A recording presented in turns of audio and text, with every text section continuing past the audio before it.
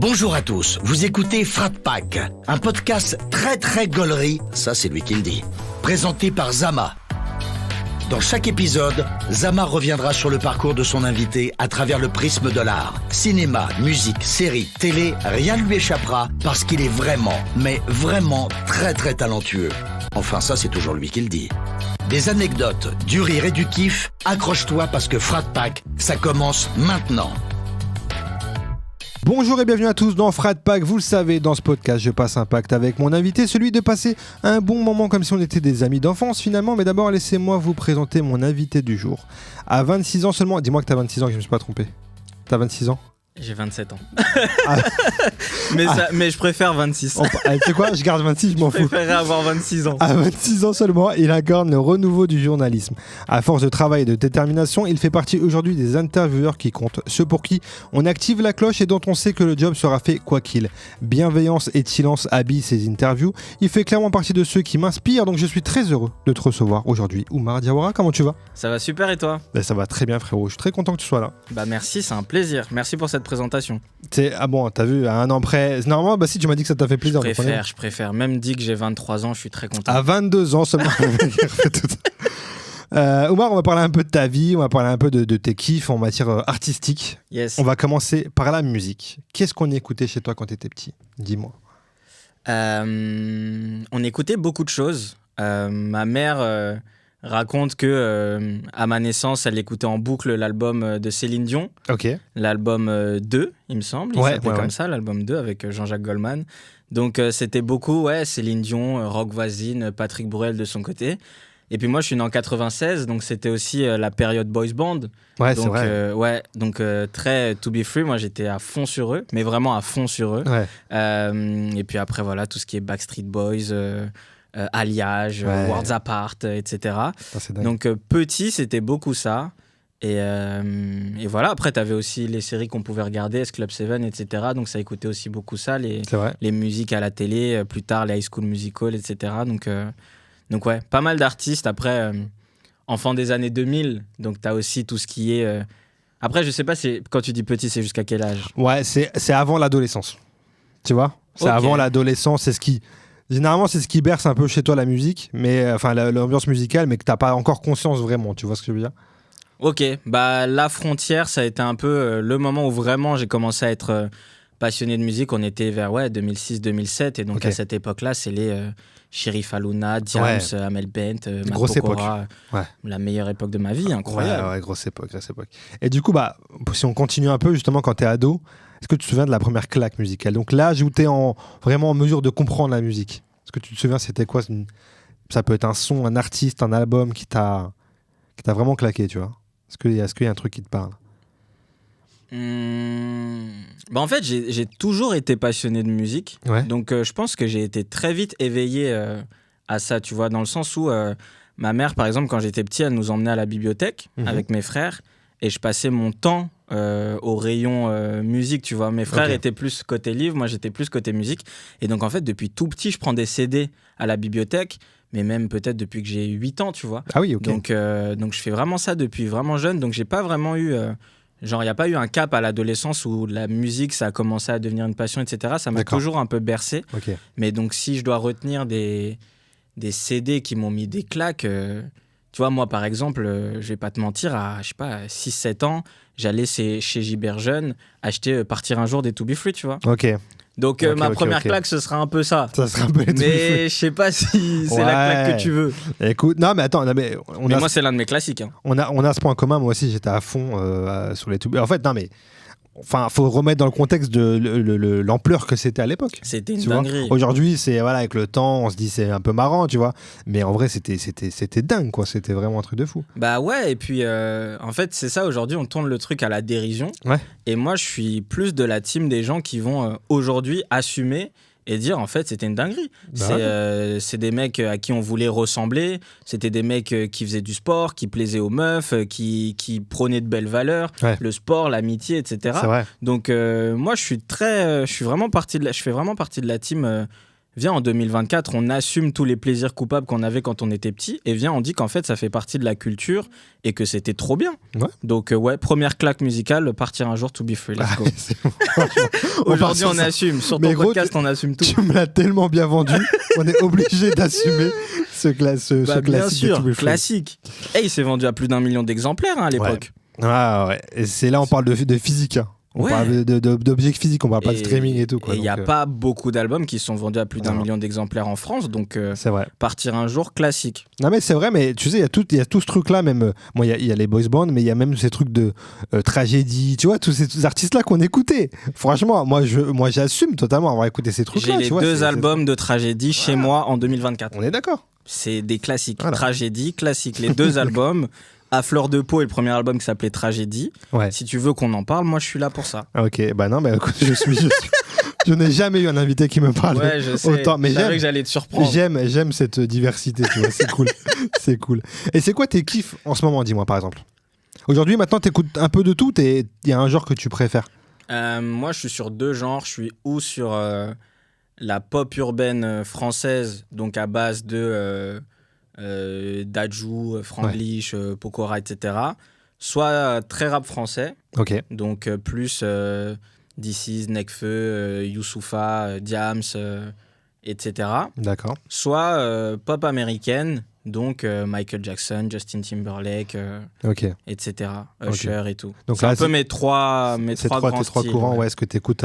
Il y a des sons là récemment qui t'ont marqué, que t'écoutes là dans ta playlist, t'aurais quoi par exemple? Bah là il y a Justin Timberlake qui est revenu là il y a 2 jours. Oui, mais j'ai pas encore eu le temps d'écouter, j'ai vu ça. Non, j'ai pas écouté. Il y a le clip et tout en plus. Il y a le clip, comment il s'appelle le morceau, tu te rappelles? Selfish, voilà, c'est ça. Je l'ai vu passer, je crois il y a 2 jours quand il est sorti. Il est sorti il y a 2 jours, j'étais en montage d'une nouvelle interview là qu'on a faite avec Fabrice Eboué et Kalash. J'ai dit à Bélé, mon frérot avec qui on monte les émissions, on fait une pause, faut qu'on regarde le clip de Justin. Et alors? Moi, je suis client, donc moi, je kiffe. Moi aussi, je le kiffe. Moi, c'est mon gars, tu vois. Et non, le clip, il est cool. Puis surtout, ça faisait 6 ans qu'on l'avait pas entendu, qu'il n'avait pas sorti d'album. C'est vrai. Moi, j'étais, tu vois, je suis allé à son Stade de France en 2013. Moi, j'y étais. C'est vrai? J'y étais, gars. C'était comment? Il pleuvait, mais tu te rappelles un peu? Il pleuvait, frérot. Il a plu toute la journée. On était arrivé à 11h avec mes potes pour être au premier rang. Ok. Et c'était une journée incroyable. En plus, je crois que c'était l'un de mes premiers concerts à l'époque. J'avais 17 ans. Ouais. J'ai pas trop été dans une culture concert. Quand j'étais petit, on n'allait pas voir des concerts avec ma famille. On regardait beaucoup les DVD de concerts. J'ai des DVD cultes de concerts à la maison. Mais aller sur place dans une salle de concert, voir un spectacle, je me demande si Justin Timberlake au Stade de France, c'était pas mon tout premier concert. Et t'en as fait d'autres depuis? Bien sûr. T'as acquis cette notion d'aller voir des concerts et tout? Bah, grâce à Dieu et grâce à mon métier, ouais. En fait... Oh, j'ai perdu mon micro. Voilà. C'est Justin, ça. C'est Justin, il nous écoute. Il swing trop, pardon.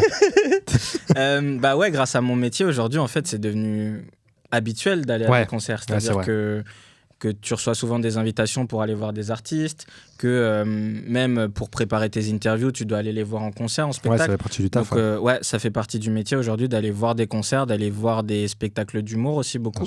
Et c'est une chance, c'est un privilège de dingue. Et je m'en rends compte parfois quand j'en parle avec mes potes, quand je les emmène avec moi en concert, tu vois, je me rends compte qu'eux, ils vont pas si souvent que ça. Et qu'en fait, c'est un privilège de dingue de pouvoir aller voir plein d'artistes sur scène, d'aller à Bercy, d'aller à la U Arena, d'aller au Zénith, d'aller à l'Olympia fréquemment aujourd'hui, tu vois. C'est vrai, parce que tout ça a un coût. Il y a beaucoup d'artistes.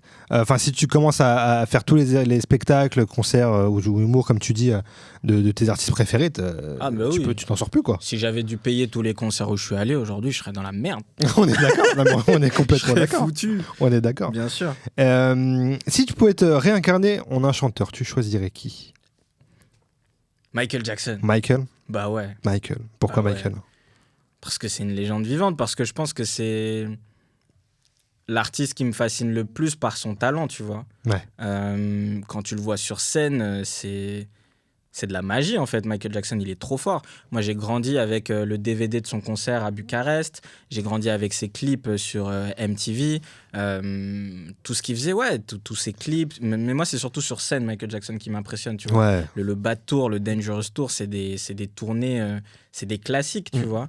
Et donc, pour moi, c'est l'un des artistes les plus talentueux qu'on ait connu sur cette terre. Donc, si je pouvais être un chanteur vraiment dans la partie artistique, Michael Jackson. T'as vu qu'ils annonçaient d'ailleurs un film là? Ouais, le biopic, avec son neveu, je crois. Ouais, je crois que c'est ça, avec son neveu. Ouais, là, j'ai trop hâte de voir. Bah, ça va être compliqué, tu vois, à faire un film sur Michael Jackson parce qu'il y a tellement d'histoires, etc., que je sais pas par quel biais ils vont aller. Ouais, ça va être. soit fidèle à la vraie histoire, tu vois. J'espère que ça serait bien. J'espère ne pas être déçu parce que ça fait partie des trucs où t'as forcément des attentes quand t'apprécies l'artiste. Ça va être compliqué, tu vois ça va être compliqué. Tu vois, comme là, Bob Marley. Ouais, alors où l'épisode sortira, le biopic sur Bob Marley sera sorti, mais ouais, tu vois, c'est pareil, ça fait partie des trucs que j'attends, que j'ai hâte de voir, quoi. Ouais. J'ai hâte de voir ce truc-là. Ça t'a inspiré Bob Marley, toi, ou ça a pas? Je connais très peu Bob Marley. Tu connais très peu, ouais. Je connais les classiques comme tout le monde, mais à la maison, on n'a jamais écouté Bob Marley. Ça n'a pas été, t'as pas grandi avec ce non, truc-là. c'était vraiment Michael Jackson. Pas plus mal, quoi. Tu me diras. Je sais pas, je connais pas bien Bob Marley, mais... C'est deux gros artistes qui ont influencé et la musique et la société, en fait, tu vois, donc... Mais je pense, du coup, si tu vois le film de Bob Marley, ça va peut-être... Parce que même moi, je connais, mais je vais aller le voir. C'est pas ma génération, c'est celle d'avant, donc je connais parce que dans ma famille, on écoutait beaucoup, mais mes oncles, mes grands cousins, ils étaient fous de Bob Marley, tu vois. Mais hâte de voir le film parce que... Ouais, moi j'adore les biopics d'artistes. Ouais. J'avais vu celui sur Whitney Houston aussi. J'ai pas vu ça, j'ai pas vu. Incroyable. Ouais, il était bien. Encore hier, là j'étais chez ma famille, j'ai mis une des performances live de Whitney Houston parce que je l'avais vu dans le film et que c'est un moment de fou. C'est là que tu vois qu'un biopic est réussi, c'est quand tu as envie de te replonger dans la discographie de l'artiste, tu sais. Récemment, j'ai montré à ma femme, elle l'avait jamais vu, Bohemian Rhapsody. Incroyable, incroyable. Je l'ai vu longtemps après, genre j'ai dû le voir il y a 1 an. Ouais. Et je connaissais aussi très mal la carrière du groupe Queen. Tu vois. Moi aussi, je connaissais pas très bien. Incroyable ce film. Ouais, fou. Freddie Mercury, légende. Incroyable. Ouais, fou. Si tu devais écouter un seul album, là, jusqu'à la fin de ta vie, un seul, à part peut-être celui de To Be Free, je sais pas. Franchement, j'aurais pu te le citer. Je veux pas qu'on reste sur cette réponse. S'il te plaît, Omar. Ne restons pas sur ce classique. C'est dur, hein. C'est dur d'en choisir qu'un. Allez, pour citer une artiste qu'on n'a pas encore citée, parce que sinon j'allais te redire un peu les mêmes. Ouais, vas-y. SOS de Diams. Ah, ouais. Pour moi, c'est un album qui a beaucoup compté, moi, dans ma discographie personnelle, et dont on parle pas souvent. On parle souvent de Dans ma bulle, avec La Boulette, avec Ma France à moi, avec Jeune Demoiselle, etc. Et du coup, SOS est un peu passé inaperçu par rapport à Dans ma bulle. Tu vois, je crois qu'il s'est vendu à 300 000 exemplaires contre 1 million pour Dans ma bulle à l'époque, voire plus. Et moi, c'est un album que j'ai saigné, tu vois. Mais après, je te dis Dans ma bulle, mais t'as aussi Le Chant des Sirènes d'Orelsan, t'as aussi Extra Lucide de This Is. Et puis après, voilà, si tu vas sur du Michael Jackson, t'as du Bad. Si tu vas sur Justin Timberlake, t'as The 2020 Experience, tu vois. C'est dur d'en choisir un. C'est dur. Mais Diams, c'est un très bon choix. C'est ça. En quoi ça t'a marqué? Tu me dis que c'est un album phare dans ta discographie? Écoute, il est sorti en 2009, cet album, je crois.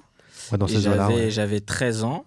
Et donc, Diams, effectivement, je l'écoutais déjà à l'époque de Dans ma bulle. J'étais allé l'acheter à la Fnac d'Eterne avec ma mère. Ouais. Et du coup, j'attendais impatiemment son retour. Et j'ai trouvé l'album tellement bien écrit, tellement touchant. Tu vois, le dernier son, c'est Si c'était le dernier, où elle rappe pendant 10 minutes. Incroyable. Où elle fait un peu ses adieux à la musique sans le dire réellement, tu vois. Et c'est poignant. Tu comprends tout ce par quoi elle est passée dans sa vie. Elle parle de son rapport à l'amour, de son rapport aux médias, de son rapport à l'envie de redevenir quelqu'un de normal aussi, de redevenir Mélanie. Et moi, j'ai toujours été profondément touché par l'histoire de Diams parce que ça dit de la place de la femme dans la société, de la place de la femme dans le rap, de la place de l'islam en France. Tu vois, je trouve que l'histoire de Diams raconte énormément de choses de notre époque, de notre société et de parfois certaines discriminations qu'il peut y avoir aussi dans notre société. Et donc, même si je verbalisais pas tout ça à 13 ans, évidemment, je pense que j'étais profondément touché par tout ce que représentait Diams. Et ouais, à l'époque, c'était fou. Je regardais tous ses concerts, je regardais toutes ses performances à la télé. Je connais l'album SOS par cœur. Je l'écoute encore aujourd'hui en boucle. Et c'est un très bel album. Donc j'aime l'idée, dans un podcast comme le tien, de rendre hommage à Diams, qui va bien, j'espère. Qui a l'air heureuse. Qui a l'air heureuse. Et c'est le principal, parce qu'effectivement, elle a aidé, je pense, beaucoup de personnes quand elle exerçait, tu vois. Bien sûr. Et on souhaite qu'elle soit la plus heureuse du monde, parce que c'est la reine. Moi, je fais souvent des stories où je parle de Diams. J'ai même fait une vidéo, tu vois, à côté de France Télé, j'avais envie de prendre mon téléphone, d'aller acheter juste une perche, un peu comme les TikTokers, etc. Je me suis posé dans mon micro, dans mon couloir, et j'ai raconté l'histoire de Diams juste avec mon téléphone. J'ai fait une vidéo d'un quart d'heure que j'ai postée sur Instagram il y a 2 ans. C'était pour son anniversaire. Et la vidéo a grave tourné. On a fait genre 800 000 vues sur la vidéo, alors que j'avais à l'époque 5 000 abonnés sur Insta, tu vois. Le truc avait vraiment tourné, et je me suis rendu compte, grâce à cette vidéo, de l'impact qu'a encore Diams aujourd'hui sur des millions de personnes. Elle a inspiré tellement de gens, cette femme. Bien sûr, c'est une référence pour tout le monde, ceux qui écoutent cette musique, et même au-delà de ça. Et puis son doc est sorti il y a peut-être 1 an et demi maintenant, je crois, un truc comme ça. J'avais été le voir au cinéma. Moi aussi. Ça a direct été un impact, comme tu dis. On revoit après tant d'années qu'elle a toujours une influence, qu'elle compte dans la vie des gens, et qu'il y a une bienveillance, tu vois. Les gens ont envie qu'elle soit heureuse, tu vois, ce truc-là. Donc tout ce qu'on lui souhaite, c'est qu'elle soit heureuse et en paix. C'est ça. Et je trouve ça beau qu'autant de gens respectent ses choix de carrière, ses choix personnels, parce qu'on voit aujourd'hui qu'elle est bien plus heureuse qu'elle ne l'était à l'époque, et c'est tout ce qui compte. Et en plus, je pense que ça a toujours été compliqué, comme tu l'as rappelé. Je pense qu'elle est partie, entre guillemets, au bon moment, parce que j'ai l'impression que de nos jours, c'est encore pire sur plein de sujets, comme tu le dis, la place de la femme, les discriminations qu'elle subisse, l'islam en France, tout ça, c'est accentué du mauvais côté. Et je pense qu'elle aurait subi encore plus de pression qu'elle a subi déjà à l'époque. Donc on lui souhaite tout le bonheur du monde à Mélanie. Yes. Oumar, revenons un petit peu à toi, à l'élève Oumar à l'école. Yes. Est-ce que tu avais un métier de rêve quand tu étais petit ? Un truc que tu voulais faire Moi, c'était soit être artiste moi-même. Ok. Donc soit artiste quoi ? Tu aurais fait quoi ? Remplir Bercy ou dans la musique ? Ouais. Ou faire des sketchs. D'accord. Donc toujours passionné de musique et de stand-up, et c'est intéressant qu'aujourd'hui j'interviewe des humoristes et des chanteurs, chanteuses. Et sinon, soit animateur, genre moi en mode Nikos, présenter l'Energy Music Awards, c'était mon goal. Je sais pas si c'est toujours mon goal aujourd'hui, il faut que je me pose la question. Ah ouais, c'est intéressant. Ça pourrait être une dinguerie. Et soit journaliste plus classique. Donc le journalisme, ça a toujours été dans un coin de ma tête. C'est pas un truc qui m'est arrivé à 18-19 ans, tu vois. Depuis l'enfance, l'adolescence, c'est un métier qu'on me suggérait beaucoup. Donc il y a toujours eu cette volonté d'une voie artistique. Il n'y a jamais eu un truc classique, truc de petit garçon, tu sais, des fois que tu as envie d'être avocat, j'en sais rien, tu vois. Non. Journaliste, après, c'était pas forcément dans la culture, c'était pas forcément interviewer des artistes, etc.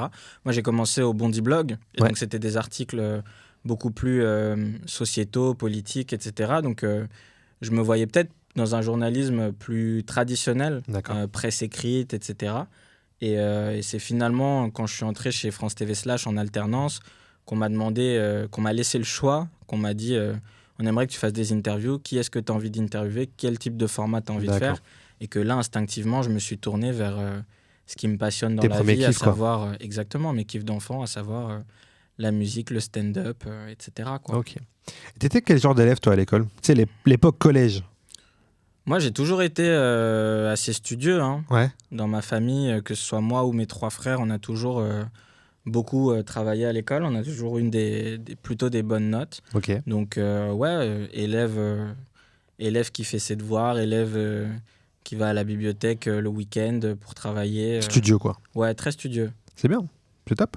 Et donc, tu as ton bac ES. Ouais. Licence d'histoire à la Sorbonne. Ouais. Comment tu sais ça ? Écoute, comme toi. Quand tu reçois des gens et qu'on te dit mais comment tu sais ça ? Ouais. C'était quoi le projet à ce moment-là de ta vie ? C'était journaliste ?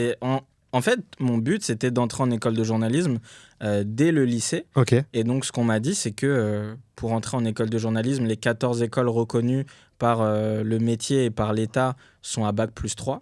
Ouais. Et du coup, les bacs recommandés, les licences recommandées, c'est en sciences humaines, donc souvent de l'histoire. Beaucoup de gens en école de journalisme ont fait de l'histoire pendant 3 ans. Et donc, j'ai suivi le parcours classique, en fait, 3 ans de licence d'histoire pour passer les concours des écoles de journalisme en 3e année de licence. Ok. Et c'est ce que j'ai fait. Donc, c'était le plan quand j'étais en licence d'histoire et le bac ES. Tout ça, c'était pour devenir journaliste. Tu avais déjà ça en ligne de mire, c'était. Ouais. C'était t'as travaillé pour ça, quoi. Mon goal, ouais. Ok, carrément. très bien. Pour avancer un peu dans ta vie, Omar, je vais te faire la petite séquence, la séquence flashback. Je vais te mettre des photos sur cet iPad qui normalement vont évoquer des choses dans ta vie. Ah ouais. Et on en parle. Il y aura 4 petites photos, dont. Bon, voilà, je te laisse regarder et nous dire ce que ça t'évoque. Vas-y. J'aime ce rire. Ce rire me dire que j'ai bien fait le truc. Ouais, non, t'es fort. Star Club, frérot. Star Club, c'est un magazine, donc comme son nom l'indique, de stars. Des stars, Et des plus moi, grandes stars. J'ai ouï dire que tu faisais des interviews de ces gens-là via le magazine. En fait, je faisais des critiques d'albums. Ça veut Des dire critiques que d'albums, ok.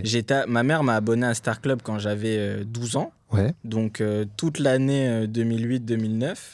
Et donc, je crois que Star Club, c'est un mensuel. Et donc, tous les mois, je recevais mon Star Club. Et je découpais des photos des artistes ou je découpais des pochettes d'albums.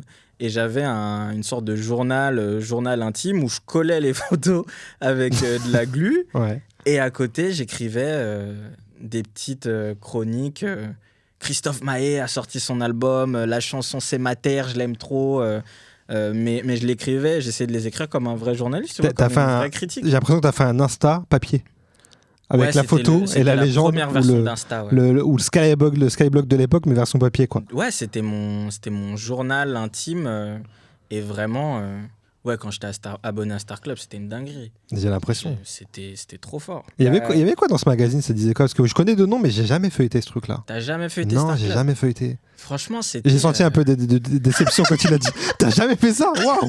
Je suis à ça de quitter, frérot, ton podcast. Pour moi, c'est ma base. Bah ouais. Regarde, là, tu vois, t'as Tal. Ouais, là, c'est l'époque, là. Mes photos de tournage de Plus belle la vie. Donc, ça va être un article de Tal qui va raconter comment c'était son tournage de Plus belle la vie. Ok. Là, tu vois, t'as Kinvey. Donc, ça va être une interview de Kinvey où il dit c'est dur de trouver l'amour. Donc, je suppose qu'il va parler un peu de ses relations, etc. Ok. Après, là, c'est un Star Club. J'étais plus abonné. J'étais un peu plus âgé cette époque. Ça, c'est un peu plus récent, ça. Tal, Kev Adams, Kinvey, Wandy, ça doit être vers 2014, tu vois. Il a l'historique de tous les magazines. Regarder. Là sur le tech. J'avoue qu'il doit y avoir marqué. 2012. 2012, ok. 2012. Donc non, j'étais plus abonné à Star Club et je pense que j'avais plus l'âge pour lire Star Club. Ouais. Mais ça existe encore, je crois. Je sais même pas si ça existe encore. Star Club, non. D'accord. Mais t'as encore plein de journaux adolescents qui existent. Ok, dans mais le Star délire. Club, non. Parce que parfois, je vais à Relais. Parce que t'as arrêté, je crois, d'avoir dès que t'as quitté le truc, ils ont dit. C'est moi qui faisais l'oseille. Mais figure-toi qu'encore aujourd'hui, quand je vais dans un kiosque, mon réflexe, c'est pas d'aller vers Le Monde, Le Figaro, etc. C'est d'aller au rayon Star Club, People un peu, presse... Presse adolescente, c'est pas vraiment People, okay, en fait. Parce que tu vois, c'est pas du tout des articles People, genre machin sort avec machin. Oui, parce que People, ça a une connotation négative maintenant. Ouais, c'est pas Closer. Voilà, c'est ça. C'est vraiment des articles sur tes artistes préférés. Ça parle de leur actu, de leur album. C'est pas leur vie privée. C'est un blog. C'est comme si c'était un blog où on raconte les faits, les nouveautés, exactement. Les actualités. Et le site, ensuite, tu vois, moi, après avoir... j'ai été abonné à Star Club et ensuite, ce qui a pris la suite, c'est le site Pure Charts. Ah oui, ok, d'accord. Que je lis, Charts in France, que je lis depuis que j'ai, c'est ça, 14-15 ans, tu vois. Je lis ce site depuis toujours. Et encore aujourd'hui, c'est le site où je vais le plus souvent. Et c'est des articles vraiment factuels, tu vois, sur l'actualité des artistes, souvent dans de la pop française, etc. Et tu vois, récemment, peut-être il y a 1 an, j'avais rencontré l'un des rédacteurs de Pure Charts. Ouais. Dans ma tête, j'étais face à une légende de mon enfance. J'étais en mode, mais depuis 10 ans, je vous lis, les gars. Tu vois, c'est fou. Ça et Music Feelings aussi, avec Stevie, que je lis depuis plus de 10 ans. Ouais. Donc là, j'ai croisé Stevie à une soirée il y a 2-3 mois, j'avais l'impression de voir mon nom. Ouais, c'est marrant. C'est intéressant de voir ce truc-là, de se dire que finalement, de rencontrer ces gens-là qui ont bercé un peu ton adolescence, mais des gens de nombre au final. Parce que c'est pas des gens de premier plan qu'on connaît tous, c'est des gens qui ont. Stevie aujourd'hui a une chaîne YouTube et avec exposé, etc. Avec les réseaux, etc. Mais avant ça, non, il y avait que son nom, Stevie, c'était que des articles. Ouais. Et pareil pour les journalistes de Pure Charts. Mais étant donné que moi, dès que j'allais sur mon ordinateur, je lisais ces articles-là, c'est des gens qui m'ont donné envie de faire ce métier en vérité. Carrément. Je te laisse. Ce que tu viens de dire, c'est une parfaite transition. Je te laisse swiper sur la prochaine photo. Waouh, le GOAT. Le GOAT. Le roi. Mouloud Achour, pour moi, c'est le mec qui m'a donné envie de faire ce métier de cette manière-là, tu vois, de faire des interviews, de rencontrer des artistes, de faire des longs entretiens où ça nous permet d'en apprendre plus sur les gens qui nous inspirent, tu vois. Et aussi le côté généraliste. Ce que j'aime chez Mouloud Achour, c'est qu'il peut autant interviewer des rappeurs que des artistes de variété française, que la doyenne de France, que Omar Sy. Tu vois, il interviewe vraiment des gens de plein de domaines différents. Et je trouve que c'est l'un des journalistes les plus éclectiques dans sa manière de penser le métier.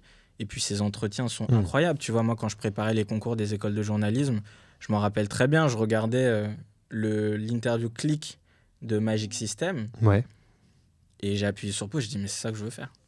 C'est ça que je veux faire. C'est vrai que c'est trop fort. C'est trop fort. T'apprends tellement de choses, t'es inspiré. Non, c'est le roi, Mouloud. Non, il est très très fort. Moi aussi, pour la même raison que toi, il est hyper inspirant dans la manière de traiter les invités. Ses interviews longues sont hyper passionnantes. Enfin, il a toujours un... Je te passe l'eau ? Je suis chaud. Merci. Tiens. Il a toujours un point de vue, enfin surtout, tu sais, et puis il a une grosse culture, hein. Mine de rien, faut pas négliger ce truc-là, de recevoir autant de gens, d'être informé sur beaucoup de choses. Enfin, tu sais, et puis même, t'as tellement d'artistes qui, quand ils sont interviewés par Mouloud, disent tu m'as fait une passe D il y a 10 ans, c'est toi qui m'as connecté à telle personne, c'est toi qui m'as permis d'avoir cette opportunité-là. Ça veut dire que c'est un mec qui fait partie de la culture, qui a été aux côtés des artistes. Et aujourd'hui, ils célèbrent ensemble parce qu'aujourd'hui, c'est les rois, tu vois. Mais il y a plein d'artistes à qui il a fait des passes D de ouf à l'époque. Et il arrive à avoir des artistes qu'on ne voit pas ailleurs. Clairement, tu vois, récemment, il y a quelques mois maintenant. Frérot, il interviewe Kanye West. Kanye West, ou même, tu vois, quand on est fan de hip-hop, il a des rappeurs que tu ne verras jamais ailleurs, des rappeurs US ou même français. Ouais. Ou même, il avait reçu Daniel Ek, le créateur de Spotify, dans un entretien. Tu sais, c'est des profils hyper intéressants, mais que tu vas pas voir, tu vas pas trouver fréquemment ailleurs. Donc, c'est. Non, c'est le roi, c'est le roi. Très, très fort, Mouloud. Je te laisse swiper sur celle d'après. Yes, Canapé 6 places. Bah écoute, c'est le podcast de Léna Situation. Yes. Et on m'a proposé de faire partie de l'équipe en tant que co-auteur, c'est-à-dire de participer à l'écriture des interviews de ce podcast. Et je suis très fier d'y participer parce que je trouve que Léna est trop forte. Ouais, trop forte, tu vois. Complètement. C'est une énorme bosseuse, elle est hyper talentueuse. Et tu vois, elle n'est pas journaliste de formation. Et pourtant, je trouve que ses interviews sont meilleures que beaucoup d'interviews qu'on peut voir à côté. On apprend énormément de choses sur ce podcast. Elle arrive à mettre ses invités à l'aise. Elle-même est hyper à l'aise. Elle a la tchatch, etc. Et vraiment, je trouve ses interviews incroyables, tu vois. Et je dis pas du tout ça parce que j'y participe d'une petite façon, tu vois. Mais je trouve vraiment que le format est trop bien.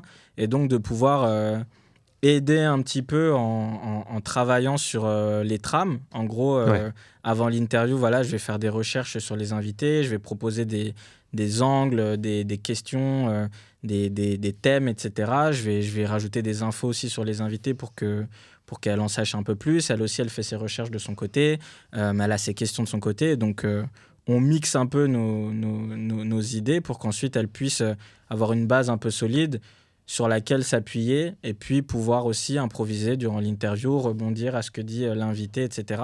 Et vraiment, c'est la boss, tu vois, elle est trop forte. Bien sûr. Et aujourd'hui, c'est le podcast le plus écouté en France, en tout cas pour l'année 2023. Ouais. Et je trouve ça vraiment mérité. Tu vois, tu as plein de gens qui qui sont inspirés par ces interviews. Elle a eu une programmation de ouf. Je pense que c'est la meilleure programmation en termes d'émissions d'interviews en ce moment. Les noms qu'elle a eus, c'est une dinguerie.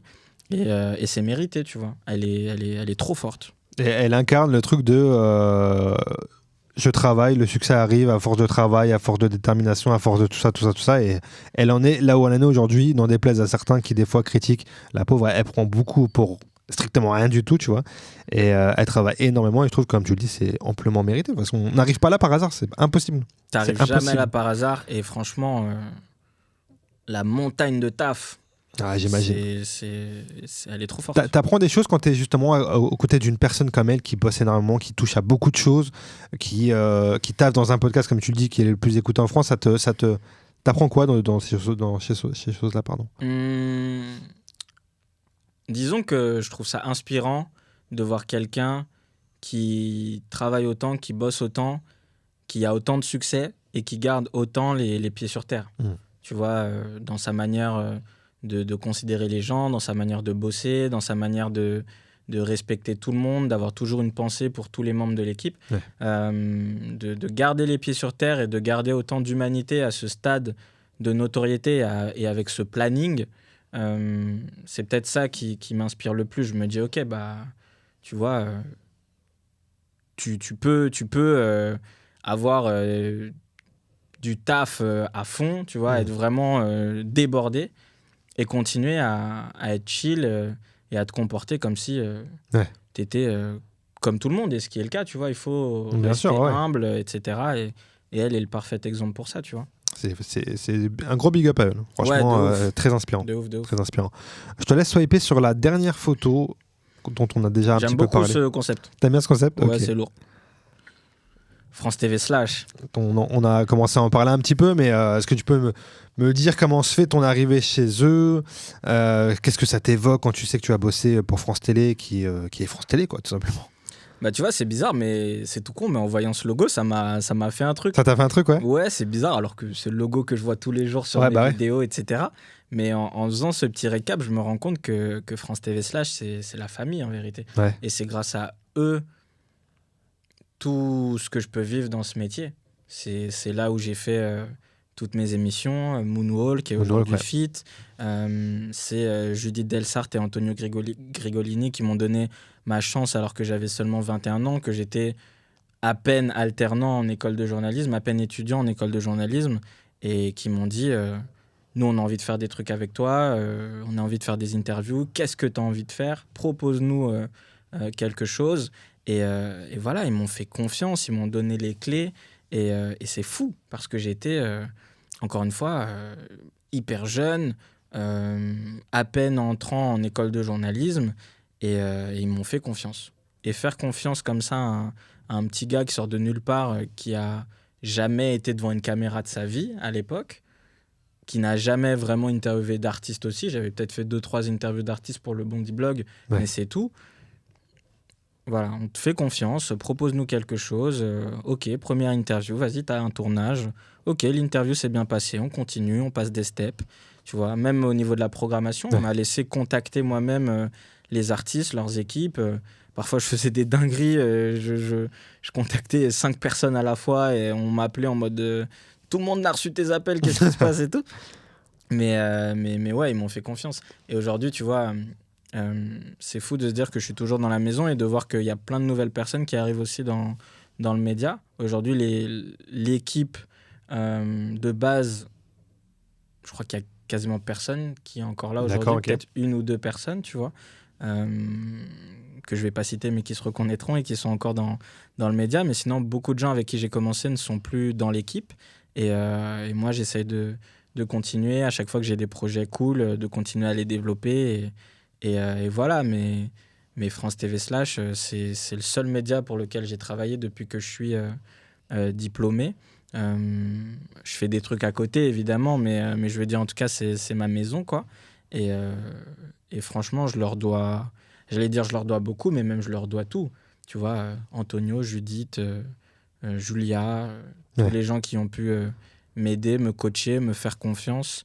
Maxime aussi, tu vois, de France TV Slash, c'est des gens qui comptent beaucoup pour moi, tu vois.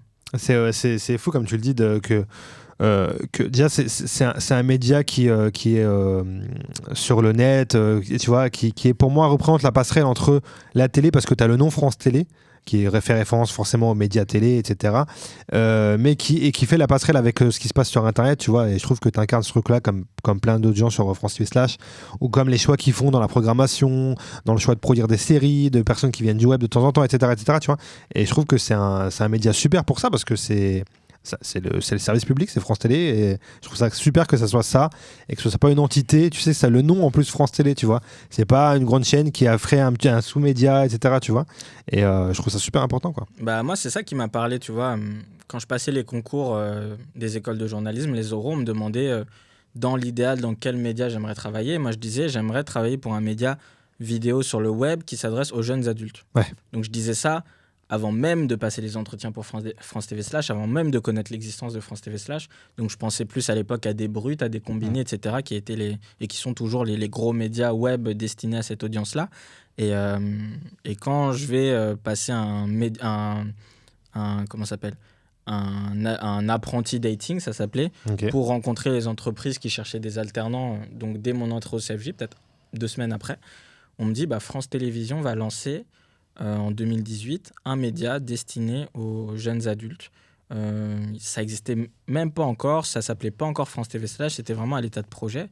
Je dis c'est exactement ce que je veux faire. France Télévisions, le service public qui veut s'adresser aux jeunes adultes sur le web, je veux en être, tu vois. Ouais, c'est charmé. Le projet est fou, et il est devenu fou avec le temps, avec ce qu'ils ont créé, etc., quoi. Ouais. Je te reprends l'iPad et on va rester. C'était lourd ce concept, j'ai kiffé. T'as bien aimé ? Ouais, on aurait pu en faire 30. On aurait pu en faire plein, t'as vu. On peut faire un podcast que de ça, vraiment, tu vois. On reste un peu sur France TV, on parle de Fit, qui est ton dernier format en date. Ouais. Que tu as lancé en mars 2023, si je dis pas de bêtises. Exactement. 2 artistes qui sont posés dans un appart, et vous abordez plusieurs thématiques. Comment était venue cette idée ? Écoute, ça faisait 4-5 ans que je faisais Moonwalk, 4 ans. Ouais. Et donc Moonwalk, ma première émission que j'ai lancée quand j'étais en alternance, c'est vraiment des face-à-face avec des personnalités où on revient sur leur parcours en long et en large. D'ailleurs, petite parenthèse, mais une des premières interviews que j'ai vues de Mehdi Maizi, c'était la tienne. C'est vrai ? Dans Moonwalk, ouais. Parce qu'il prenait pas beaucoup la parole à cette époque-là, on le voyait pas lui-même en interview. Ouais. Et moi, que j'aime beaucoup ce mec-là. Je l'adore. Et une des premières interviews que j'ai vues de lui, c'était la tienne. Donc, que j'avais kiffé. C'était cool kiffé. le Moonwalk, Mehdi. Il était charmé. Parce qu'il se livrait, nous qui connaissons, encore une fois, il parlait pas beaucoup, il se livrait sur sa vie, etc. Et je crois que vous avez un lien en plus, je crois, t'avais pas fait bosser à un moment donné, je crois. Rencontré en 2016 quand j'étais au Bondi Blog, on avait fait un atelier radio au centre Pompidou, et il avait présenté l'une des soirées, l'un des événements, et du coup je l'avais interviewé dans ce cadre-là. Ouais, c'est ça. Et donc de le retrouver 4-5 ans plus tard dans ma propre émission pour France Télévisions. C'est fort. C'est une dinguerie en vérité. C'est fort. Et donc c'était une des premières interviews que j'avais vues de lui. Ouais, Mehdi le roi aussi en vérité. Incroyable. Mehdi le boss. Incroyable. Excuse-moi, je t'ai interrompu, c'était juste pour la petite parenthèse. Et du coup, Moonwalk, ça faisait 4 ans qu'on faisait ça. Et je me disais, moi j'aime toujours interviewer des artistes, j'aime toujours interviewer des personnalités, revenir sur leur parcours, être dans un truc posé, etc. Mais j'ai besoin de proposer autre chose, pour continuer d'évoluer, pour ne pas m'endormir sur ce que je sais faire. Et je sais que dans les commentaires sur YouTube, ce qu'on disait souvent par rapport à Moonwalk, c'était tiens, c'est cool, on dirait vraiment 2 potes qui discutent, on dirait 2 amis, c'est vraiment une discussion chill, etc. Et je me disais, ok, cette force-là, ce qu'on retrouve dans Moonwalk, je vais essayer de pousser le curseur. Viens, on fait une soirée dans un appart avec de la bouffe, comme si je recevais des amis à la maison, etc. Pour pousser ce curseur et pour avoir aussi un lieu identifiant, pour encore plus rendre ça comme un concept, tu vois. Et ensuite, j'ai réfléchi à plein d'idées de formats différents, etc., qu'on pouvait faire. Et c'est vrai que je me suis toujours dit... qu'est-ce qui se dirait Orelsan et Nekfeu s'ils étaient dans une même pièce ? Ce serait quoi leur conversation ? Tu vois, qu'est-ce qui se dirait ? Et je me disais aussi, Orelsan, tu l'interviews tout seul, Nekfeu, tu l'interviews tout seul, c'est pas la même interview que Orelsan avec Nekfeu. Donc si tu crées des réunions d'artistes plus ou moins inédites, bah en fait, tu auras une interview inédite qui sera différente de tout ce que tu peux voir ailleurs. Parce que ailleurs, tu auras des interviews d'Orelsan, tu auras des interviews de Nekfeu, mais nous, on va essayer de créer des duos qu'on n'a jamais ou rarement vus ensemble, tu vois. Alors après, parfois, on a eu des gens qu'on a souvent vus ensemble, mais quand même pas trop en interview, j'ai l'impression. Et je me suis dit, tiens, comme ça va nous différencier de ce qui se fait ailleurs. Il va y avoir un concept un peu plus poussé, un peu plus formaté. Et voilà. Et donc, je trouvais ça hyper intéressant, ce truc de mêler les univers, se faire rencontrer deux personnalités qu'on kiffe et qu'on a envie de voir discuter ensemble. Même en plus de ça, bah, tu sais, tu as des formats comme ça qui existent déjà, genre le format BFF de Combini, où je remarque que les gens aiment voir deux personnalités, genre en mode putain, je m'attendais pas à les voir ensemble, c'est trop stylé. Ah ouais, ils sont amis, eux, c'est quoi l'histoire et tout. Les gens, ça les intéresse aussi de voir des artistes connectés ensemble. Et donc, j'ai proposé cette idée-là à France Télé. Ils étaient chauds et donc on l'a développé et c'est comme ça qu'est né Fit. Mais c'est charmé parce que comme tu le dis, même quand sur le papier deux personnes qui ont, je pense à un épisode avec Hugo Décrypte et To The Kid, tu te dis bon, sur le papier tu vois pas forcément le rapport, tu vois. Et au final, en fait, ça fit super bien, quoi. En fait, il y a les similitudes dans leur parcours alors qu'ils font pas du tout le même métier. Ils sont un peu de la même génération, donc ils ont les mêmes problématiques. Et en fait, c'est hyper intéressant en ça, quoi. Bah, c'est ça l'objectif, c'est de se dire sur le papier, je comprends pas pourquoi ils sont ensemble. Et en fait, ou parce qu'on sait qu'ils sont potes, ou parce qu'on sait qu'ils ont envie de se rencontrer, on sait qu'ils vont pas juste être là posés et répondre aux questions. On sait qu'ils vont vouloir connecter ensemble, se poser des questions parce qu'il y a une curiosité et un intérêt mutuel, tu vois. Et ouais, je trouve ça trop cool. Tu vois, par exemple, moi, je pense souvent au feat Fari et Lucenzo Yakuza. Oui, aussi, où je me dis, mais Fari, si c'était une chanteuse pop, ce serait loose. C'est sûr. C'est vrai, je pense en tout cas. Non, mais c'est vrai. Et quand tu les vois, ils arrivent avec la même veste. Quand tu vois qu'ils se tapent des barres ensemble, alors qu'ils se connaissaient déjà, ils s'étaient déjà croisés, mais ils n'avaient jamais eu le temps de se poser pour discuter comme ça pendant 1 heure et demie. Et on a limite créé une amitié. C'est vrai. Vois. En tout cas, on leur a permis d'apprendre à encore mieux se connaître. Et ce que je te le disais en off, mais ça c'est là ta grande force, c'est que sur un format qui finit à 30 minutes, on arrive vraiment à dégager à dégager des thématiques, à ressortir des informations. On sent qu'ils sont à l'aise de discuter avec toi, d'échanger entre eux et de dire des choses qu'on n'a pas l'habitude qu'on entend, mais dans un très long format, tu vois. Et je pense que ça va être difficile pour toi après de faire peut-être, je sais pas comment se passe le montage, mais si t'en restes un peu plus longtemps, de se dire attends, on va garder ça, parce que j'imagine qu'il doit y avoir plein de trucs intéressants à garder, quoi. Mais t'arrives en tout cas avec toi, avec ton équipe, je sais pas à combien vous bossez sur ça, mais à ressortir ce truc-là on a passé un bon moment, quoi, en peu de temps. C'est difficile à faire, je trouve. On en parlait juste avant, ce truc de peu de temps. C'est vrai que pour moi, une interview de 30-35 minutes, je trouve ça déjà long. Tu vois, que quelqu'un nous accorde 35 minutes de son temps à s'asseoir, regarder une interview, etc., en sachant que c'est pas une série américaine où il se passe 10 000 trucs, c'est pas un film, etc. C'est des gens qui sont assis sur un canapé, tu vois. C'est vrai. Donc, moi, dans ma vision des choses, 35 minutes, c'était déjà assez long. Et je reçois pas mal de messages de gens qui me disent ouais, c'était trop court, on aimerait que ce soit plus long, etc. Donc ça commence à rentrer dans mon esprit que Fit pourrait être un format un peu plus long, d'1 heure, etc. Mais 1 heure, c'est à peu près le temps qu'on tourne généralement avec les artistes, 1 heure, 1 heure 10. Et moi, j'aime l'idée de garder le plus intéressant, le plus pertinent, que ce soit fluide, que ce soit dynamique, que ce soit efficace.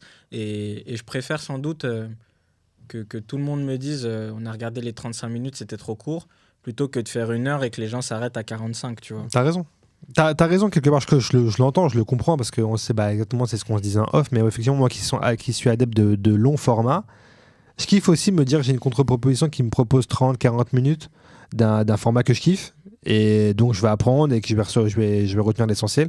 Et comme tu dis, c'est vrai que des fois, on se dit bon, c'est vrai, ça vaut mieux garder 30 minutes efficaces que d'en avoir 50 avec un petit peu de déchet entre guillemets, quoi, ou un peu moins forte, ou un peu moins... Exactement, avec des moments un peu moins forts où c'est moins dynamique, etc.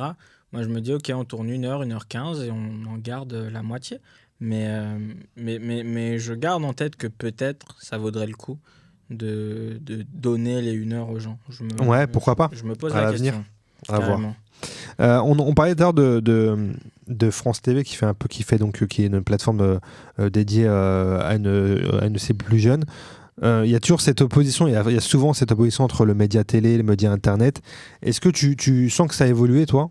Tu sens qu'on a moins ce débat, ou est-ce que la passerelle est encore aussi éloignée ? T'en penses quoi de ça, toi ? J'ai l'impression qu'il y a quand même un rapprochement entre les deux, dans le sens où aujourd'hui, tu vois, même si c'est des programmes télé, les gens vont souvent les consommer de manière non linéaire, vont les regarder en replay, vont les regarder sur les réseaux, etc. Donc aujourd'hui, j'ai l'impression qu'un programme est un programme. La seule différence, c'est peut-être l'audience. Ouais. C'est-à-dire qu'un programme télé, tu sais que tu vises pas les mêmes gens que si tu mets un programme sur YouTube, que si tu mets un programme sur TikTok. C'est plus qui va consommer ton contenu, parce que c'est les usages, tu vois. C'est que c'est peut-être une cible plus jeune qui est sur TikTok, c'est peut-être une cible plus âgée qui est à la télé. Ouais. Donc la question, c'est peut-être plus à qui tu veux t'adresser. Moi, j'ai toujours voulu m'adresser aux gens de mon âge, de ma génération. Et je sais que les gens de ma génération sont beaucoup sur Instagram et YouTube, tu vois. Donc aujourd'hui, si je faisais un programme télé, je me dirais peut-être les gens de mon âge vont sans doute moins être dessus. Même s'il y a des programmes télé qui sont consommés par des jeunes, et on voit que quand il y a un gros prime, une grosse émission, là d'un coup, beaucoup de gens de notre génération se mettent à regarder la télé. Tu vois, t'as qu'à voir le succès de la Star Academy en ce moment, t'as qu'à voir le succès de certains compléments d'enquête qui sont sur des thèmes liés aux jeunes, tu vois. Complètement. Donc, c'est pas une vérité exacte ce que je suis en train de dire, mais il y a quand même des cibles qui sont plus YouTube et des cibles qui sont plus télé. Donc, je pense que c'est juste ça la différence. Notre génération est habituée à consommer sur des canaux différents. Et que si un programme intéressant est à la télé, ils vont regarder la télé. S'il est sur Insta, sur YouTube, etc., ils vont s'adapter un peu à ce truc-là. Souvent, donc, je pose cette question à mes invités dans ce podcast. C'est quoi leur rapport à la télé ? Est-ce qu'ils consomment encore la télé ? 90% me disent non. Soit ils n'ont pas de télé du tout, soit ils l'ont, mais comme tu dis, ils vont regarder occasionnellement. Ou tu vois. Toi, tu la regardes encore la télé ? Les chaînes télé ? Ouais, les chaînes télé, pas Netflix et tout. J'ai une télé, mais la télé en elle-même... Pas trop. Après, avec ma famille, ça nous arrive de mettre certains programmes d'autres chaînes, etc. Donc, ça arrive ponctuellement. Il y a des programmes parfois que j'ai pas envie de rater, donc je rallume mon décodeur. J'ai quand même le décodeur chez moi, donc ça m'arrive de regarder certains programmes, des concerts, des spectacles, etc. Mais c'est plutôt rare. Je suis plus sur les plateformes de streaming. Ok, t'es pas trop. Est-ce que t'as un programme phare quand même que tu regardais quand t'étais plus jeune ? J'ai grandi avec la télé. Ouais, on a grandi avec la télé. Par contre, je suis un enfant de la télé à mort. J'ai passé ma vie devant la télé. Quand j'étais petit avec mes frères, on attendait devant la télé comme ça parce qu'on avait le droit de l'allumer qu'à 9h00. Et on attendait comme ça, on comptait les minutes pour pouvoir allumer la télé. J'ai grandi avec la télé. Donc en termes de programme phare, moi j'ai grandi avec Canal J, j'ai grandi avec MCM, j'ai grandi avec Fun TV, je sais pas si tu te rappelles. Bien sûr, je me rappelle très bien, très très bien. Ouais. C'était incroyable. C'était fou. J'ai grandi avec Jetix, j'ai grandi même les primes sur TF1, sur M6, la Nouvelle Star, la Star Academy.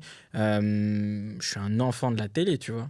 Donc les programmes phares, j'en ai 1 million. Mais c'est intéressant parce que toi qui as 26 ans, et non, mais toi qui as 27 ans, tu vois, justement, tu as un enfant de la télé. Ouais.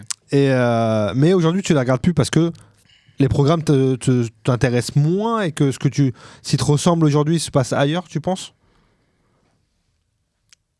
Il y a encore des programmes, tu vois, télé que je regarde, comme je te disais, mais c'est sûr que ça me parle peut-être un peu moins. Ça me parle peut-être un peu moins ce qui est diffusé en télé. Et puis même, je pense que c'est aussi une question de lifestyle. C'est-à-dire qu'aujourd'hui, un samedi soir, je suis pas souvent chez moi, tu vois. Donc, j'ai plus forcément l'habitude de me poser à 20h50 devant ma télé pour regarder telle ou telle émission. Mais tu vois, je sais pas, moi, par exemple, j'ai encore chaque année l'habitude de me poser devant les Energy Music Awards. Ouais, il y a des rendez-vous. Je peux avoir n'importe quelle soirée, n'importe quel anniversaire le soir des Energy Music Awards. je n'y vais pas. Okay. Je vais chez mes parents, je regarde l'Energy Music Awards parce que j'ai toujours regardé ça et que c'est un rendez-vous pour moi. Tu vois. Tout comme quand il y a eu Danse avec les stars, la saison avec Taïk Weshden, etc. J'ai regardé pas mal de Prime. Tout comme aujourd'hui avec ma famille, on regarde Marié au premier regard. Et si on se rencontrait, etc. Tu vois, en te disant ça, je me rends compte que finalement, je regarde quand même pas mal de programmes, la télé. Est-ce que tu regardes beaucoup de séries ? Dis-moi. Ouais, grave. Ouais. Plus en ce moment qu'avant. Ok. Maintenant, je suis pas mal solo à la maison devant une série. Que ce soit en ce moment, je suis sur Shameless, tu vois. Ouais, ok.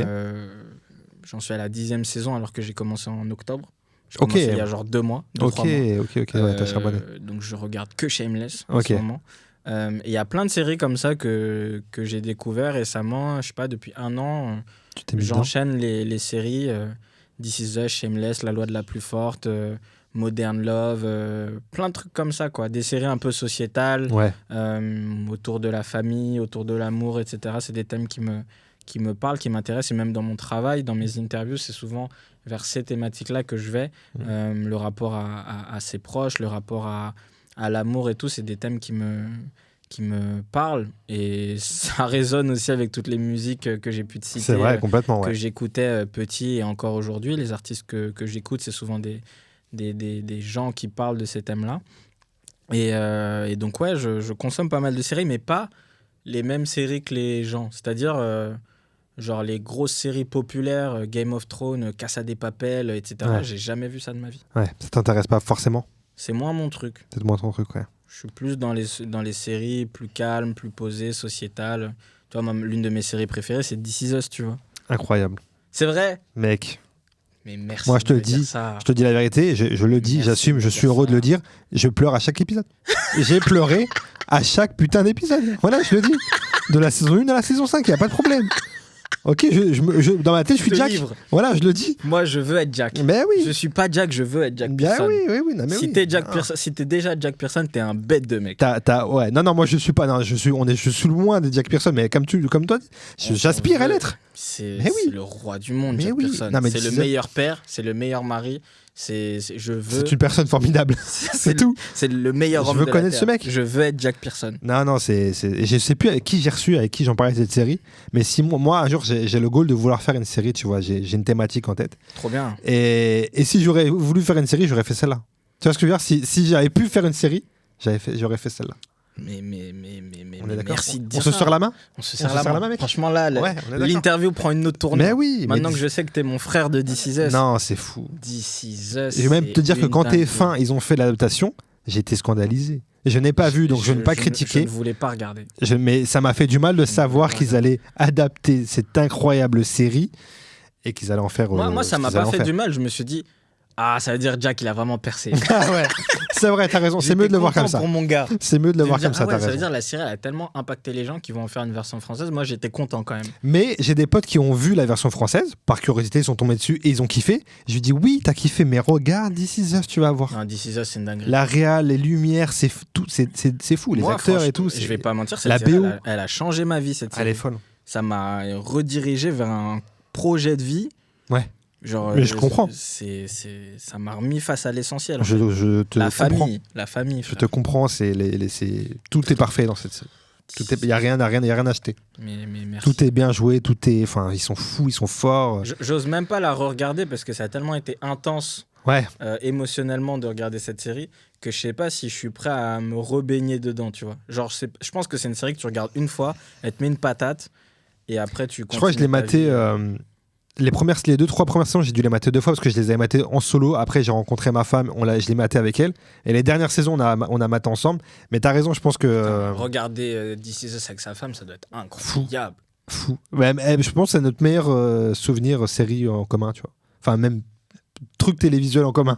C'est incroyable. C'est incroyable ce que tu me dis là. Ouais, non. Putain. Non, c'est dingue. Non, je peux pas regarder ça. On lance un épisode là ou pas ? On arrête. Les mecs, ils sont en train de se hyper. Et on le met sur YouTube. On le met directement. Non, les gars, regardez This Is Us. J'en parle souvent. Même, j'ai mis un post avec une photo de This Is Us. Je dis aux gens, regardez cette série. Et t'as des gens qui m'envoient des messages, des gens que je connais même pas forcément, qui me disent, j'ai suivi ton conseil, j'ai regardé This Is Us. Ma vie, elle a changé. Ah non, mais oui. Je fais Le forcing du lobbying. J'aurais pu venir avec un t-shirt Jack Pearson. En photo, j'ai eu beaucoup de temps une photo où ils sont en famille à la piscine. Je sais pas si tu vois cette photo. Bah oui, où ils sont tous comme ça sur les transats. Ouais, j'ai eu ce truc-là. Non mais laisse tomber. Meilleure série. On va renommer ce podcast là dans pas longtemps. Ça mais va gros, mais rapide. tu sais que même moi, là dans mes choix de carrière, de nouvelles émissions que je veux faire, etc. This Is Us m'inspire. Mais je comprends totalement. Je me dis, mais même dans là, ce dont je parle dans Fit. Comme je te disais, le thème de la famille, je crois que dans toutes les interviews qui revient. Ça revient, l'amour, ça revient beaucoup. L'amour, la famille, la foi aussi. Ouais. C'est des thèmes que c'est This Is Us qui m'a remis dans ce truc de... Mais c'est ça la base, en fait. C'est la base de tout. Quand tu vois à quel point les personnages ont été marqués par la disparition de leur père et que des 30 ans après, ils pensent encore à lui chaque jour, chaque seconde. Il a marqué leur existence, il les a changés, il leur a permis de grandir, de devenir meilleurs. Soyons Jack Pearson. Ouais, écoute, on conclut là-dessus. Oui. Je ne peux pas mieux conclure. C'est parfait. Omar, on va faire un petit jeu que j'ai fait avec tous mes invités qui s'appelle le Quiz Art. Je le redoute ce jeu. C'est vrai ? Ouais, j'ai peur. Non, ça va très bien se passer. Ça va très très bien se passer. Putain. 1 minute pour me répondre au maximum de questions sur la pop culture. Si tu sais, tu me donnes la réponse. Si tu sais pas, tu me dis je passe pour aller plus vite. Ok. Et moi, ça va très bien se passer. Donc je peux être très nul. Si je suis nul, c'est le stress. C'est le stress. Mais bon, il y a This Is Us à côté, donc plus rien ne compte. Ça m'a mis à l'aise. Ça t'a mis à l'aise. Allez. Est-ce que t'es prêt, Omar ? Let's go. Est-ce que tu peux me citer, s'il te plaît, 3 films avec DiCaprio ? Titanic, Le Loup de Wall Street et Gatsby. Un rappeur marseillais ? Jul. Un chanteur belge ? Jacques Brel. Une série Netflix ? La loi de la plus forte. Un film avec Adèle Exarchopoulos ? Je verrai toujours vos visages. Un film sans Adèle ? Hitch. Un animateur de France Télé ? Julien Lepers. Un dessin animé Disney ? Passe. Un manga ? Naruto. Un chanteur qui vient de The Voice ? Maël. Un humoriste français ? Jamel Debbouze. Un jeu vidéo ? Tekken. Une youtubeuse française ? Lena Situation. Une émission de jeu à la télé ? Question pour un champion. Une émission de cuisine à la télé ? Masterchef. Un film Marvel ? Iron Man. Une rappeuse américaine ? Cardi B. Un album de rap français ? Le chant des sirènes. Une série sur Canal ? Problemos. Non, je dis de la merde. Une station de radio ? Énergie. Une chanteuse pop FR ? Ah, j'ai fait un bon score quand même, je crois. Gars, t'as performé là. C'est vrai ? Ouais, je suis sûr. Attends, on va compter ensemble. 1, 2, 3, 4, 5, 6, 7, 8, 9... non, 8, tu m'as pas dit Disney. Attends, je vais raconter 2, 4, 6... Dessin animé Disney ? Pourquoi j'ai 7, pas eu ? Je suis une grosse 8, merde. Le Roi Lion, frère. 11, 12, 13, 14... C'est une dinguerie. Tu m'as dit film Marvel ? Ouais, j'ai dit Iron Man. Ouais, 15, 16, 17, 18... 18 et on s'est arrêté sur la chanteuse pop. 18 bonnes réponses, mec, et le top réponse pour l'instant, c'est 20. Ah putain, j'ai le seum. Donc t'es vraiment... Ouais, mais t'es gros niveau quand même. Ouais, mais c'est nul de pas avoir dit le Roi Lion ou de pas avoir dit un Disney. C'est une dinguerie d'avoir dit passe sur Disney. J'avoue, j'étais un peu déçu. Après l'échange qu'on a eu sur This Is Us, j'étais un peu déçu. C'est décevant. Je te mens pas. C'est décevant. Mais Disney est à quoi ? Non, c'est la seule que t'as zappé, je crois. Dessins animés Disney, je me suis dit, tu sais, les petits dessins animés à la télé. Ah oui, d'accord. Ah oui. Je me suis perdu. Ouais, ça t'a... Mais honte. C'est la... Non, attends, t'as fait 18, mec. Non, 18, je suis content. Je crois que t'es le 3e meilleur score parce qu'il y a eu 20, 19 et 18. Donc t'es le 3e meilleur score, mec. Donc non, il y a du niveau là. Sur cette saison, il y a du haut niveau là. Let's go. Parlons rapidement un peu de cinéma parce que je vois que l'heure tourne très vite. Tu vas au cinéma encore ? Tu vas beaucoup au cinéma toi ou pas ? Ça m'arrive, ouais. Ouais ? C'est quoi le dernier film que t'as vu par exemple ? Tu sais ou pas ? En solo, ouais, moi c'est la vie. Cinéma en solo, c'est une dinguerie. T'as vu quoi ? J'ai vu, à l'heure on tourne, j'ai vu Iron Claw. Tu vois ou pas ? Avec Zac Efron, Zac Efron. Jérémy Allen. Mais même Lip de Shameless. Exactement. Il y a du monde. Mon frérot, ouais. Il y a du monde. T'as grave raison. Mais peut-être faudrait que j'aille ce week-end. Zac Efron physiquement. Transformation. Un camion. C'est trop. C'est incroyable. C'est fou de le voir dans cet état. Le premier, il y a un plan dès le début du film, on le voit. Il y a rien de spoiler dans ce que je dis. On le voit se lever du lit, il est torse nu. Choquant. Choquant. Où est Troy Bolton ? Non mais le mot choquant est là. Ses bras, c'est la table, c'est Putain, fou. Je vais aller le regarder, t'as trop raison. C'est un film, c'est une histoire vraie en plus, donc tu me diras si tu vas le voir. Le dernier film que j'ai vu au cinéma, Je sais plus c'est quoi le dernier, mais je sais que j'ai vu. Je sais que je me déplace souvent pour aller au cinéma. Enfin, souvent, de temps en temps, pour aller voir au cinéma les films dont tout le monde parle. Okay. Donc, je sais que je suis allé voir Je verrai toujours vos visages. Incroyable. Parce que tout le monde en parlait et le film est magnifique. Je sais que je suis allé voir le film sur Elvis Presley, sur Whitney Houston. Donc, ouais, j'y vais de temps en temps. T'as un film de chevet que tu peux regarder, tu peux te remater, qui te fait plaisir, tu sais, qui est un peu réconfortant, tu vois. J'en ai beaucoup. Ouais. Si je dois parler de cinéma, vu que ça va être un peu original, il faut que je cite. Moi, j'ai grandi avec les Bollywood. Ok.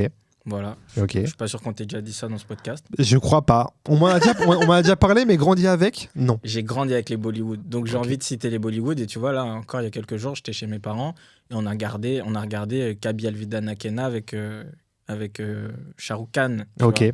Donc, et Shah Rukh Khan qui est une légende du cinéma Bollywood. Ouais. Et donc, il y a plein de films Bollywood avec mes parents qu'on regarde, avec ma mère et mes frères et mon père aussi. Ça vient d'où ça? Comment t'as découvert le cinéma bollywoodien? Je pense que c'est ma mère. Hein. Ouais. Ma mère était dedans et vu qu'on regardait les mêmes films, ça a commencé avec La famille indienne, sans doute, Kuch Kuch Hotahe, Kalo Nao, mais c'est des classiques. Okay. Et c'est des films que j'ai vus une dizaine de fois chacun, je pense. Ok. Donc il y a plein d'autres films de chevet que j'ai. Avec ma famille, on regarde aussi beaucoup tout ce qui est Rush Hour, tous les films un peu comme ça, Big Mama, etc. Ouais. Mais ou Maman, j'ai raté l'avion. Enfin, les classiques un peu familiaux, tu vois.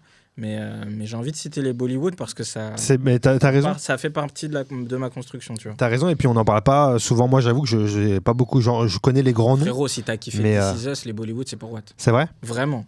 Ok. Regarde Kalo Nao. Ok. Mais vraiment, tu vas me dire ça. Tu vas me donner ça. Ok, parce que j'avoue que j'ai une méconnaissance totale de tu vas kiffer. Si t'as aimé This Is Us, regarde avec ta femme Kalo Nao, vous allez péter un... C'est un film? Ouais, c'est un film. Okay. Il dure 3 heures, donc faut avoir du temps. Ouais. Ça, c'est le problème de ma femme. Moi, je peux, mais elle, waouh. Frérot, c'est un classique. Mais je te fais confiance. Il est sur Netflix en plus. Il est sur... Ah, vas-y. Ok. Tu vas me donner ça. Je vais noter tout ça tranquillement. Let's go. Y a un film qui t'a marqué, un peu une claque ou pas? Je parlais de musique, de claque musicale. Est-ce que tu as eu un peu ce truc-là avec quand tu étais plus jeune, un film qui t'a marqué hors Bollywood du coup, parce que j'ai compris que c'était important. A été des claques, hein. Ça a été important pour toi. Va vie et devient à l'époque, j'avais trouvé ça très beau. Ok. Je l'ai pas revu depuis, c'est marrant, mais ce film m'avait vraiment beaucoup touché. Il y a un film qui s'appelait aussi Un monde meilleur à l'époque. Ouais. J'avais pleuré de ouf. Mais je suis quand même plus musique et série que film cinéma. Que film au cinéma, ok. Donc je suis pas un cinéphile, tu vois. D'accord. Et c'est une question que je te pose souvent, mais j'ai oublié de te la poser pour les séries. Est-ce qu'il y a une série que t'as fait croire aux gens que t'as regardé alors que tu l'as jamais vue? Non, je mens pas, je suis toujours honnête. T'es toujours honnête? Non. Mais souvent, c'est vrai que maintenant, plus je la pose, plus les gens me disent comme toi, et à juste titre. Mais moi, c'était même pas dans le sens tu mens, c'était dans le sens, des fois, tu sais, t'es en soirée, t'es en débat, et on te dit, ouais, Game of Thrones, t'as vu et tout. Et tu vois, pour pas rentrer dans des débats trop longs, tu vas juste acquiescer poliment. Moi, il y a un truc, c'est en interview. Ah oui, par exemple. Ouais. Parce que j'ai pas, si je dis non, on va aller sur le sujet de la série. Je fais comme toi. Et là, récemment, tu vois, j'ai assumé que j'avais jamais vu The Wire à Fabrice Eboué. Okay. On est parti sur un débat sur The Wire. Alors que si j'avais dit oui, tu vois. En même temps, c'était une séquence marrante. Donc, Mais comme toi, j'ai jamais vu The Wire. Effectivement, quand on me l'a déjà cité, j'ai dit ouais, bien sûr. Mais... The Wire, mais je n'ai jamais vu The Wire, quoi. Mais donc c'était plus dans cet esprit-là, de se dire bon. Moi, il y a plein de classiques que j'évite les débats parce que je veux, pour X raisons, mais flemme. Oumar, nous arrivons à la fin de ce magnifique podcast que j'ai passé avec toi. Très on est déjà à 1h30. Gars, tu sais qu'il est 15h20 là. Ah ouais. T'as vu? Le temps file. Est-ce que tu aurais une non-recommandation à nous faire? Ça peut être ce que tu veux. J'y ai beaucoup pensé parce que tu m'avais dit qu'il y avait cette chronique-là et j'ai rien trouvé. Tu n'as rien trouvé. J'y ai pensé plusieurs jours et je me suis dit, je me vois pas ne pas recommander quelque chose parce que je sais qu'il y a des gens souvent sur les réseaux qui vont dire ouais, j'ai pas aimé ça, c'est de la merde, nanana. Et je me dis, si t'as pas aimé, le dis pas, tu vois. T'as raison. Gens qui ont travaillé dessus des mois, des années, c'est leur bébé et tout. Moi, j'aimerais pas qu'on me cite en non-recommandation. C'est pour ça que je pars pas dans l'artistique. Parce que c'est comme tu dis, c'est difficile. Et en plus, c'est subjectif. De ouf. Bon, ça veut rien dire sur quelqu'un. Même hors artistique, tu vois, j'ai pas de... j'ai pas d'idée en tête. Ouais, t'as pas forcément d'idée qui t'est venue. Non, et pourtant j'ai réfléchi longuement. Mais j'ai pas non, mais ça me va très bien. Allez. Est-ce que tu aurais une recommandation pour le coup alors? Une ou plusieurs d'ailleurs? Bah, Selfish, Justin Timberlake. Selfish, Justin. Dès qu'on sort de ce podcast, je me mets dessus. Ouais, j'adore cette chanson. Selfish de Justin, on part sur ça? De ouf. On part sur ça. Oumar, tu sais, à la fin de ce podcast, je fais toujours un cadeau à mon invité. Ah ouais? Ouais, il est juste là dans ce sachet Footlocker. C'est une dinguerie, frère. Qui n'a rien à voir avec Footlocker. Je passe ça. J'espère que... Putain, c'est une dinguerie de faire un cadeau, c'est trop stylé. J'espère que je vais viser un peu juste. Après l'interview, tu penses que t'as visé juste? Je sais pas, on va voir. Tu vas me dire. Mais ça vient pas de nulle part, tu vas voir. Ça vient pas de nulle part. Non, ouais, je l'ai pas sorti de mon chapeau. Allez. Comme on dit mais chez les jeunes. C'est déjà trop gentil, merci infiniment. Oh, bah oui, c'est un classique, Retour vers le futur, bien sûr. C'est l'un de mes classiques de ouf. Le vinyle de Retour vers le futur. Putain, incroyable, merci beaucoup. J'avais entendu que c'est un film qui t'avait marqué aussi quand tu l'avais vu un peu plus jeune, etc. Donc, ouais, mais j'ai dit ça où? Bah ouais, mon gars, bah ouais, c'est ça la question. Putain, Retour vers le futur, ouais, c'est l'un de mes classiques de ouf. De ouf. J'aurais pu te le citer. C'est toujours des beaux objets, tu vois, même si on n'a pas forcément de platine et tout, et je me dis, c'est un film pareil que je kiffe de ouf. J'adore. Retour vers le futur. Mais tu vois, j'aurais carrément pu te le citer en classique du cinéma parce que pour le coup, je les ai vus en boucle. J'ai le coffret DVD Retour vers le futur et ça m'a marqué. C'est incroyable. Même Moonwalk, on était un peu dans cette DA-là de rewind, complètement. Dans le passé, etc. Complètement. Donc rêve de dingue. Merci infiniment, c'est trop gentil d'offrir des cadeaux comme ça. Ça me fait plaisir. Écoute, j'essaie de faire des choses un peu personnalisées et donc Retour vers le futur, voilà. Bah, merci beaucoup, je vais grave l'afficher chez moi, incroyable. Faut que je m'achète aussi une platine. Faut que tu t'achètes une platine. Quand j'ai reçu Tania Dutel, tu sais, elle est grande fan de Dirty Dancing. Ouais. Et je lui ai offert un vinyle donc de la BO Dirty Dancing.